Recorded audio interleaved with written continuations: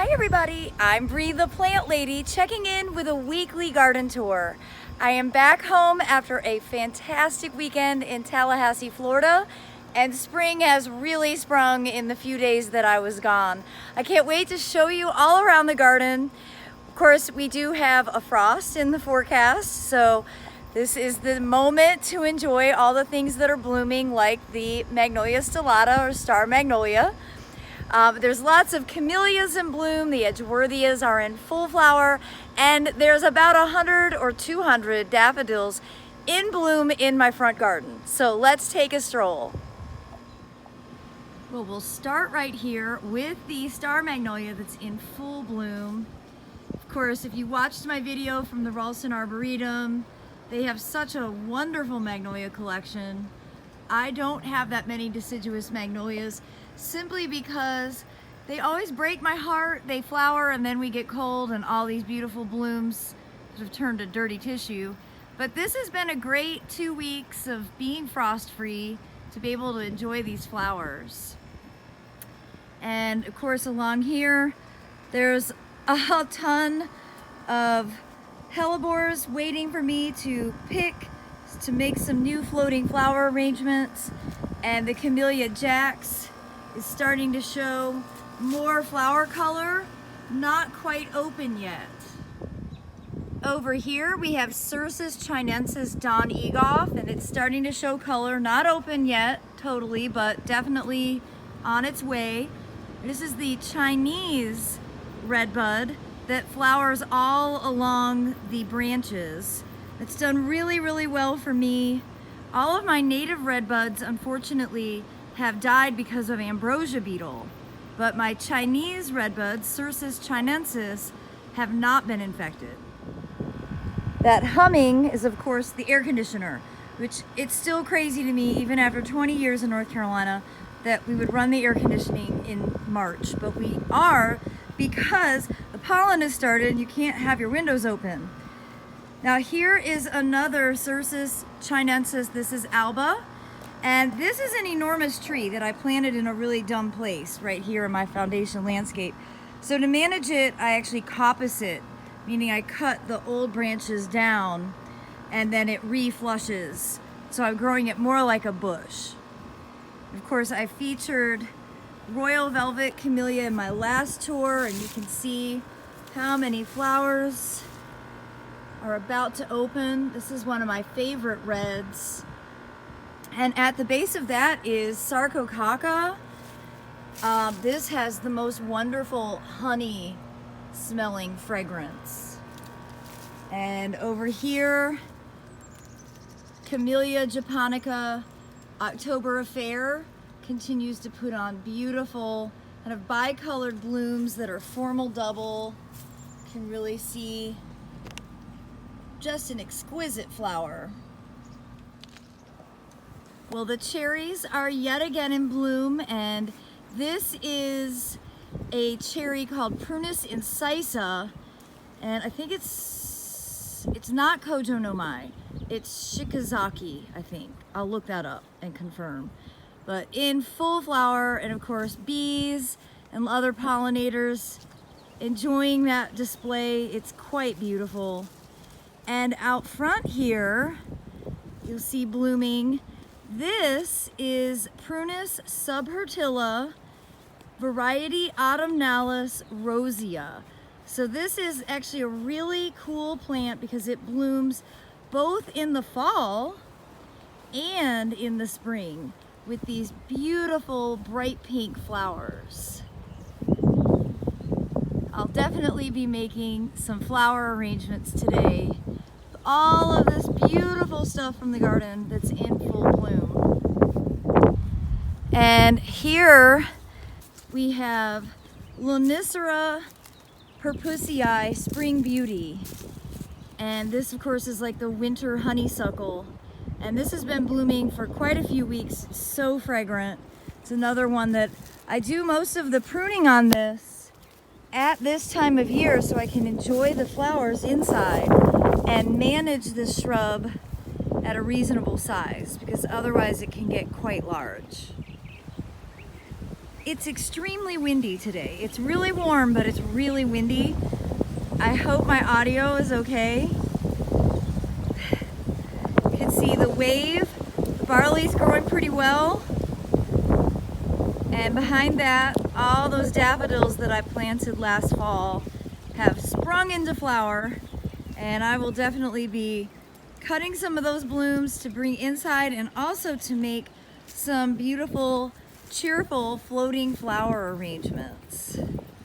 Now, I mentioned that it's pollen season and David has the power washer out now because the cars get completely covered in yellow and basically every outdoor surface does, and he's determined this year he's gonna try a power wash on a regular basis, try to keep everything a little bit cleaner. Over here you can see this Edgeworthia that's only been planted for a year is officially in full flower. You can really see how those little balls of sunshine expand, and you can already see some of the leaves starting to develop.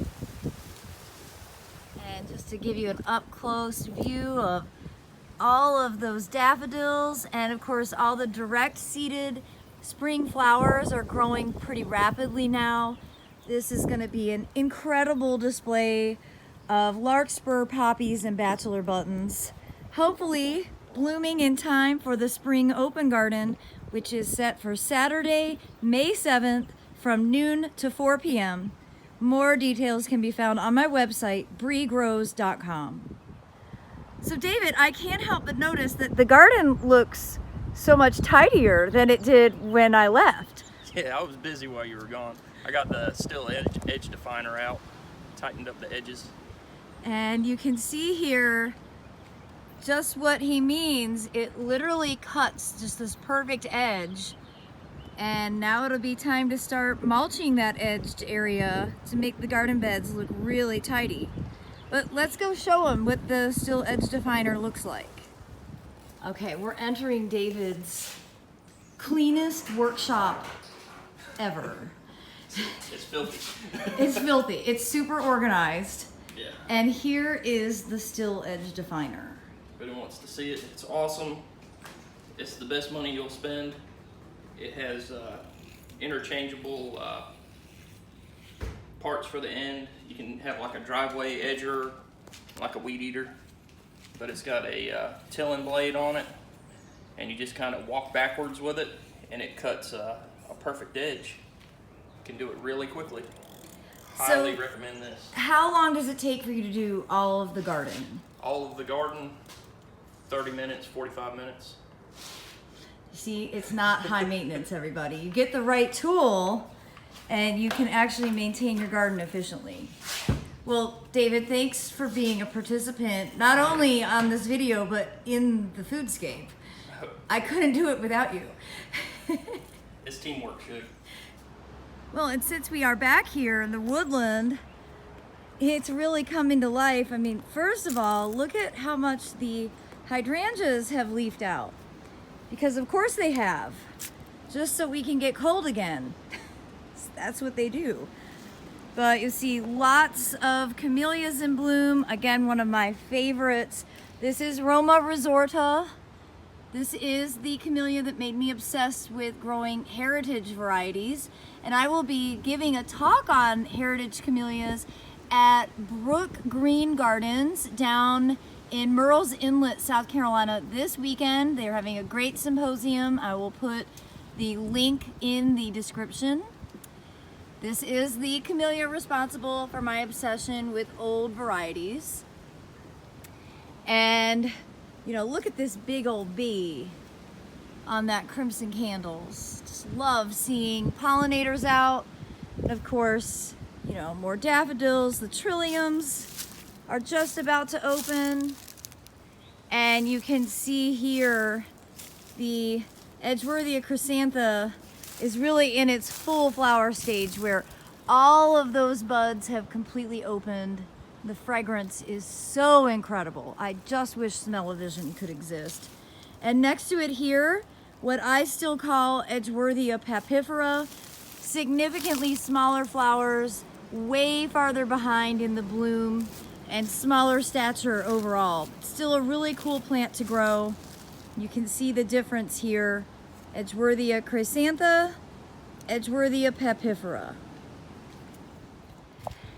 And without hesitation, this is the most fragrant part of the garden right now, with this massive Edgeworthia in full flower here on the north side of the garage. Remember, this was not planted intentionally, but certainly a happy accident where it rooted in from the container that I had potted it up in, and it's growing in the French drain that is adjacent to the garage, and that's basically its native condition. This is a sort of from the riparian environments in Asia, basically stream adjacent, where there's flowing water, never standing water.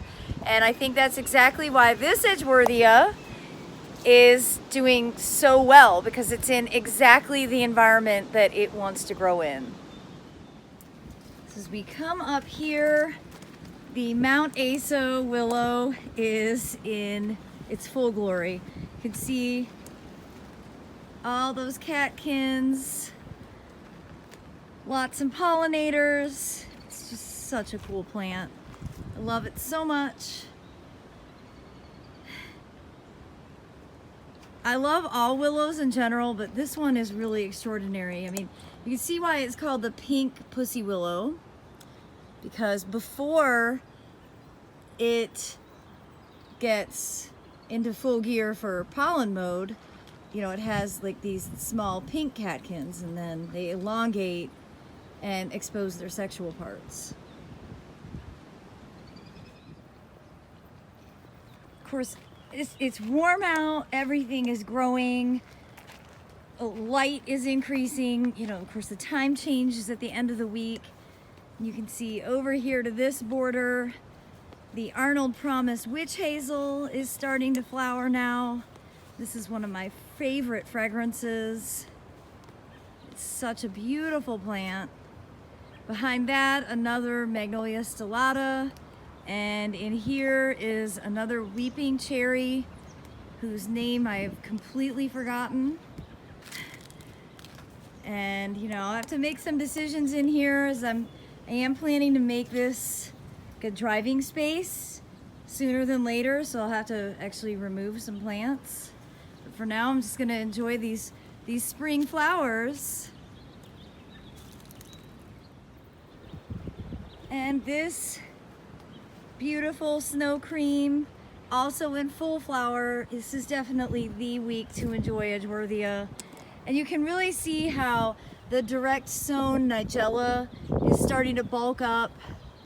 And you know, this bed is less and less open space, more and more, you know, of the spring flowering plants growing pretty rapidly at this stage. And I'm so happy to see all of the seeds that I put down in the ground in early January are definitely starting to get established now. So that's a relief. You can see over here those poppies that have been protected with the cattle fence panels are getting well established. We do have rain in the forecast, which is good because it looks pretty dry. And the Forsythias are all in full flower now. So that's certainly a sign of spring. On this side of the fence, not only is the edge wonderful, it'll really look good when I get some mulch put in, but these peaches are in flower. These are peaches I was trialing, and I'm not sure if they ever made it to the mass market or not, but Red Barron is the cultivar, and such pretty flowers.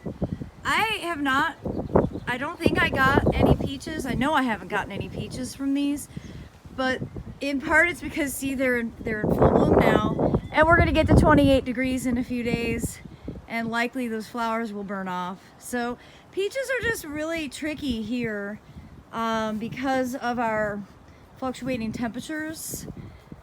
We had a lot of discussions in Florida. In fact, tomorrow's video from Just Fruits and Exotics Nursery, Dr. Gary Knox, who was my host in Tallahassee, really explains the intricacies of variety selection and chill hour requirements. And you know, there's some environments are going to be easier to grow fruit crops than others, and it just happens that Central North Carolina isn't an easy place to cultivate fruits. Now in this bed, you can see the Lunaria has really, it's full of Lunaria, the money plant. But also, you know, there are some poppies mixed in and some larkspur. This is going to be a really pretty border. And back here to this side property border where the edging just makes all the difference in the world. There's lots going on with, you know, hellebores in full flower. These are really nice because they're more up-facing, a newer variety. And of course, various species of Forsythia blooming in here. This Viburnum macrocephalum is about to burst into flower. It's definitely springtime here in Central North Carolina, Zone 7. Well, I hope you've enjoyed today's garden tour. I look forward to sharing more updates next week as even more plants start to grow out. Definitely my favorite season of the year, and there's just so much to be able to start doing, lots of seed to sow, and I'm just wishing you all the best. I hope you have a wonderful week. Thanks for watching, everybody.